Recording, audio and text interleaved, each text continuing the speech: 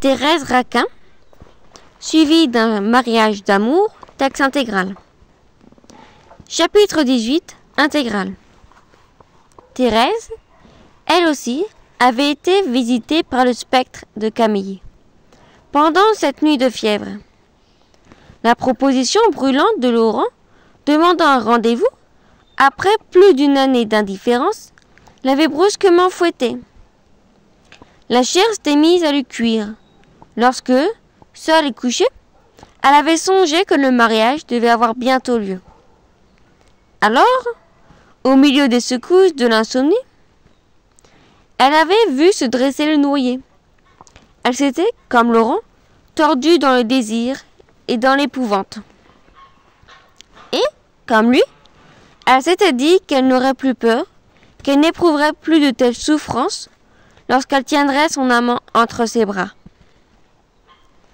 Il y avait eu, à la même heure, chez cette femme et chez cet homme, une sorte de détraquement nerveux qui le rendait pantelant et terrifié à leur terrible amour. Une parenté de sang et de volupté s'était établie entre eux. Ils frissonnaient des mêmes frissons. Leur cœur, dans une espèce de fraternité poignante, se serrait aux mêmes angoisses. Ils eurent dès lors un seul corps et une seule âme pour jouir et pour souffrir. Cette communauté, cette pénétration mutuelle est un fait de psychologie et de physiologie qui a souvent lieu chez les êtres que de grandes secousses nerveuses heurtent violemment l'un à l'autre. Pendant plus d'une année, Thérèse et Laurent portèrent largement la chaîne arrivée à leurs membres qui les unissait. Dans l'affaissement succédant à la crise aiguë du meurtre, dans des dégoûts et les besoins du calme et d'oubli qui avaient suivi, ces deux forçats purent croire qu'ils étaient libres, qu'un lien de fer ne les liait plus. La chaîne détendue traînait à terre. Eux, ils se reposaient et se trouvaient frappés d'une sorte de stupeur heureuse. Ils cherchaient à aimer ailleurs, à vivre avec un sage équilibre. Mais, le jour où, poussés par les faits, ils en étaient venus à échanger de nouveau des paroles ardentes, la chaîne se tendit violemment. Ils reçurent une secousse telle qu'ils se sentirent à jamais attachés l'un à l'autre. Dès le lendemain, Thérèse s'est mise à l'œuvre, travailla sourdement et a mené son mariage avec Laurent. C'était là une tâche difficile, pleine de périls. Les amants tremblaient de commettre une imprudence, d'éveiller des soupçons, de montrer trop brusquement l'intérêt qu'ils avaient eu à la mort de Camille. Comprenant qu'ils ne pouvaient parler de mariage, ils s'arrêtèrent à un plan fort sage qui consistait à se faire offrir ce qu'ils n'osaient demander par Madame Raquin elle-même et par les invités du jeudi. Il ne s'agissait plus que de donner l'idée de remarier Thérèse à ces braves gens. Surtout de leur faire accroire que cette idée venait d'eux et leur appartenait en propre. La comédie fut longue et délicate à jouer. Thérèse et Laurent avaient pris chacun le rôle qui leur convenait.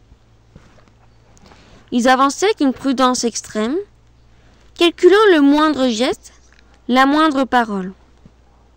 Au fond, ils étaient dévorés par une impatience qui roidissait et tentait leurs nerfs.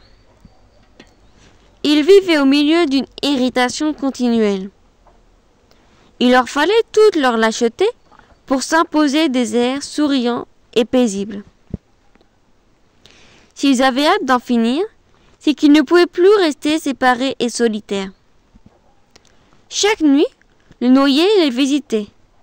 L'insomnie les couchait sur un lit de charbon, ardent et les retournait avec des pinces de feu. L'état d'énervement dans lequel ils vivaient activait encore chaque soir la fièvre de leur sang. en dressant devant eux des hallucinations atroces. Thérèse, lorsque le crépuscule était venu, n'osait plus monter dans sa chambre. Elle éprouvait des angoisses vives quand il lui fallait s'enfermer jusqu'au matin dans cette grande pièce qui s'éclairait de lueurs étranges et se peuplait de fantômes dès que la lumière était éteinte. Elle finit par laisser sa bougie allumée par ne plus vouloir dormir. Afin de tenir toujours ses yeux grands ouverts, et quand la fatigue baissait ses paupières, elle voyait Camille dans le noir. Elle rouvrait les yeux en sursaut. Le matin, elle se traînait, brisée, n'ayant sommeillé que quelques heures au jour. Quant à Laurent, il était devenu décidément poltron. Depuis le soir où il avait eu peur en passant devant la porte de la cave, auparavant, il vivait avec des confiances de brute. Maintenant, au moindre bruit, il tremblait. Il pâlissait comme un petit garçon. Un frisson d'effroi avait brusquement secoué ses membres et ne l'avait plus quitté. La nuit, il souffrait plus encore que Thérèse. La peur, dans ce grand corps mou et lâche, amenait des déchirements profonds. Il voyait tomber le jour avec des appréhensions cruelles. Il lui arriva à plusieurs reprises de ne pas vouloir rentrer, de passer des nuits entières à marcher au milieu des rues désertes. Une fois, il resta jusqu'au matin sous un pont par une pluie battante.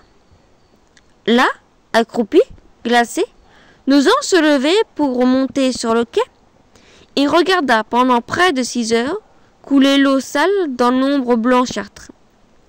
Par moments, des terreurs l'aplatissaient contre la terre humide. Il lui semblait voir sous l'arche du pont passer de longues traînées de noyés qui descendaient au fil du courant.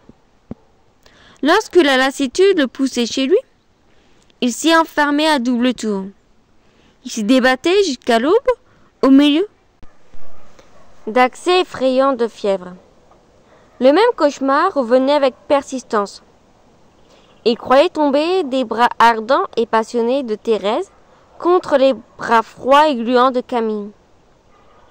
Il rêvait que sa maîtresse l'étouffait dans une étreinte chaude. Il rêvait ensuite que le noyé le serrait contre sa poitrine. Pourri dans un embrassement glacial, ces sensations brusques et alternées de volupté et de dégoût, ces contacts successifs de chair brûlante, d'amour et de chair fraîche, froide, amollie par la vase, la faisaient haleter et frissonner, râler d'angoisse. Et chaque jour, l'épouvante des amants grandissait.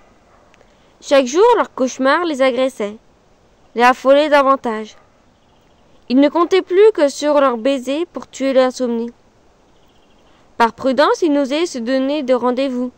Ils attendaient le jour du mariage, comme un jour de salut qui serait suivi d'une nuit heureuse. C'est ainsi qu'ils voulaient leur union de tout le désir qu'ils éprouvaient, de dormir un sommeil calme. Pendant des heures, l'indifférence les avait hésité, oubliant chacun les raisons égoïstes et passionnées qui s'étaient comme évanouies après les avoir tous deux poussés au meurtre.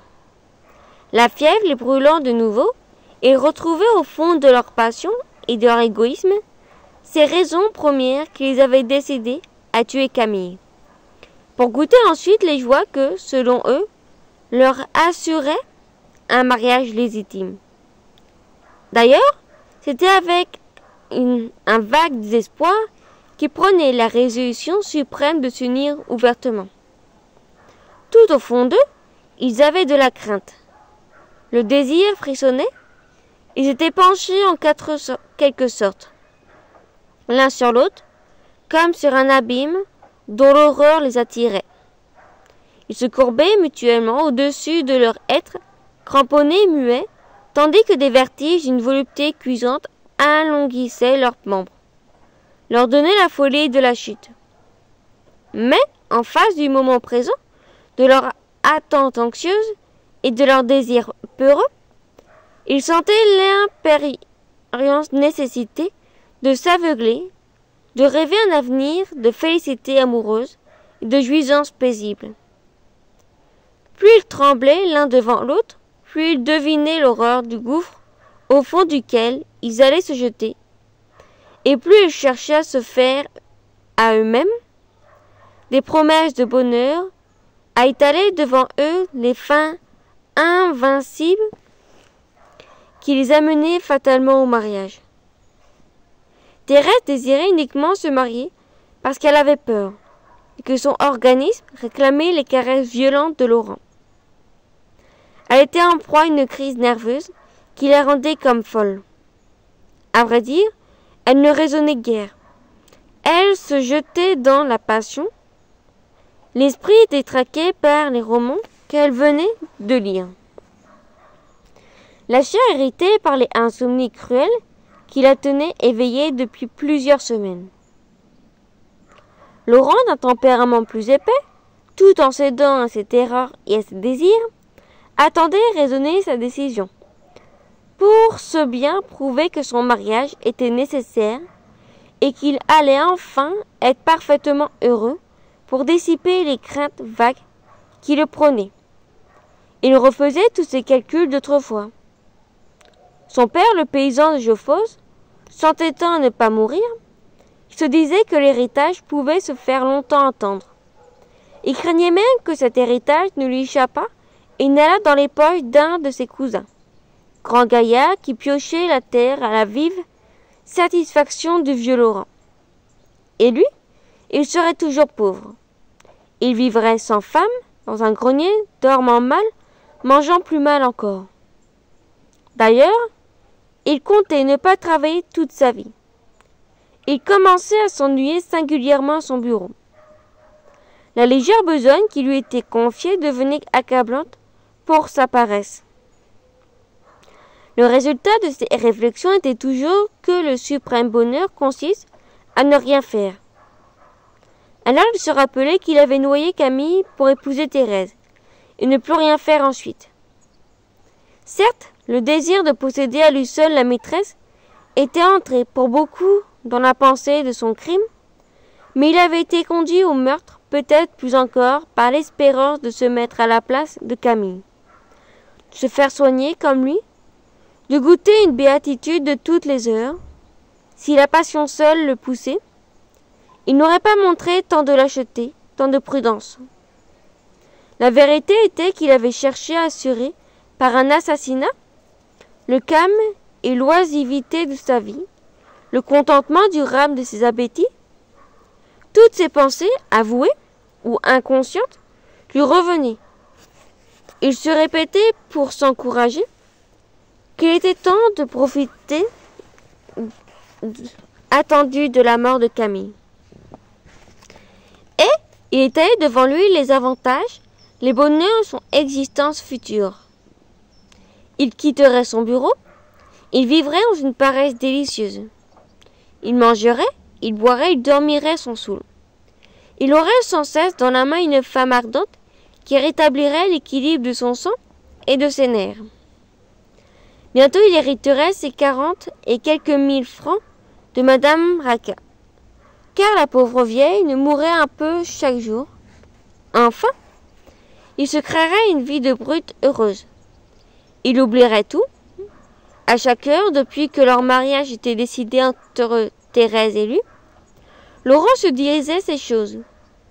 Il cherchait encore d'autres avantages.